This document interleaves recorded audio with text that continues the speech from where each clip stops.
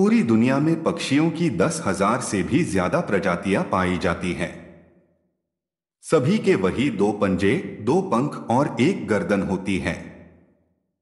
लेकिन इन्हीं में से एक ऐसा पक्षी है जिसकी एक अलग ही पहचान है, जो आसमान का सीना चीर के हजारों मीटर ऊपर 120 किलोमीटर पर आवर की रफ्तार से उड़ता है, जो खुद के कई गुना अधिक वजन के शिकार को भी अपने पंजों पे दबोच कर उड़ जाता है।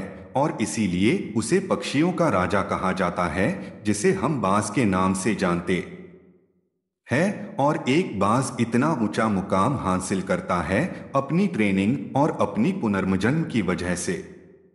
अगर आप भी इस दुनिया में एक मुकाम हासिल करना चाहते हैं तो एक बाज को बाज बनने का पूरा सफर आपको जानना बहुत जरूरी है, क्योंकि 25 से 30 की उम्र तक आने के बाद भी लोगों को रिस्क लेने से डर लगता है।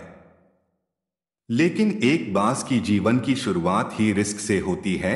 जिस उम्र में बाकी पक्षियों के बच्चे सिर्फ चींची करना सीखते हैं, उस उम्र में एक मादा बाज अपने बच्चों को पंजों में दबोच कर हजारों मीटर आसमान की ऊंचाइयों में उड़ जाती है, उसे ये बताने के लिए कि तेरा जन्म आसमान का सीना चीर के सबसे ऊपर उड़ने के लिए हुआ है। तेरा जन्म पंछियों का बादशाह बनने के लिए हुआ है।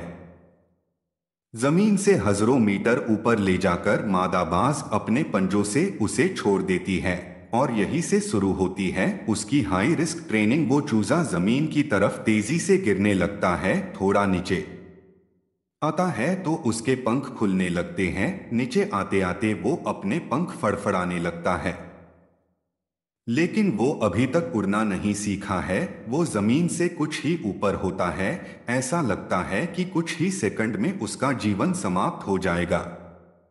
लेकिन अचानक एक पंजा उसे अपने गिरफ्त में लेता है और वापस आसमान में उड़ जाता है। वो पंजा होता है उसकी माँ का, जो उसके पीछे उड़ रही थी।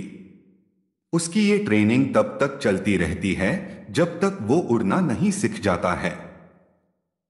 इतनी हाई रिस्क ट्रेनिंग होने के बाद इस दुनिया को एक बाज मिलता है। बारिश के वक्त जब सारे पक्षी आश्रय की तलाश करते हैं, तब यही बाज उसी बारिश में आसमान को चीरते हुए ऊपर निकल जाता है और बदल से कहता है, तू बर्श ले, कितना बरसेगा, और फिर नीचे आकर चैलेंज करता है।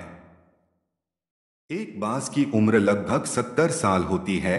जब वह 40 साल का होता है, तब एक परेशानी उसकी जिंदगी में मौत बनकर आती है, जो आपकी परेशानियों की तुलना में बहुत बड़ी होती है, क्योंकि 40 साल की उम्र में बाज की चोंच इतनी मुड़ जाती है कि उसे शिकार निगलने में बहुत परेशानी होती है। उसके पंख भारी हो जाते हैं, छाती से चिपकने लगते हैं, जिससे उड़ना बहुत मुश्किल हो जाता है।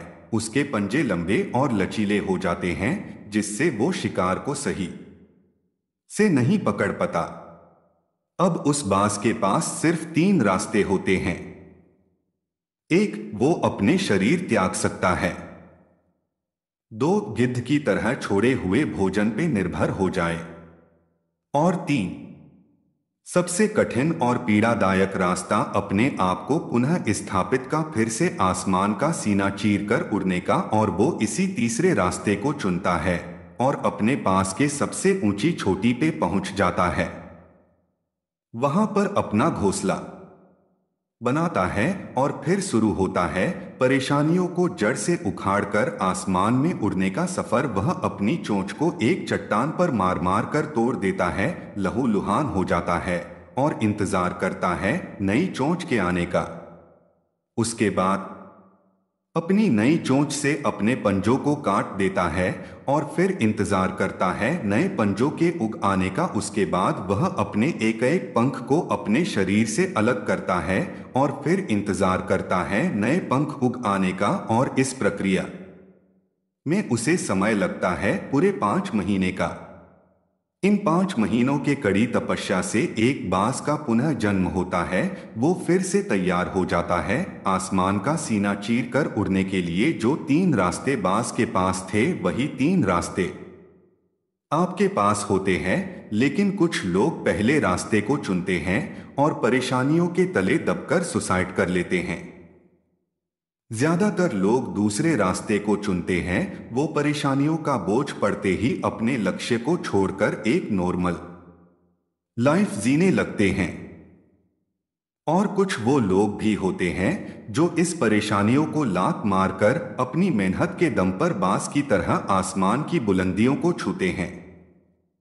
दोस्तों, बाज की यह ट्रेनिंग हमें बहुत बड़ी सीख देती है कि अगर रिस्क लेना पड़े तो लो कि अपने फील्ड में अपने आप को इतना ट्रेंड कर लो कि उस फील्ड में आपसे ऊपर उड़ने के बारे में सोचकर लोगों के पसीने छूट जाए, तभी आप अपने फील्ड के बादशाह कहलाओगे।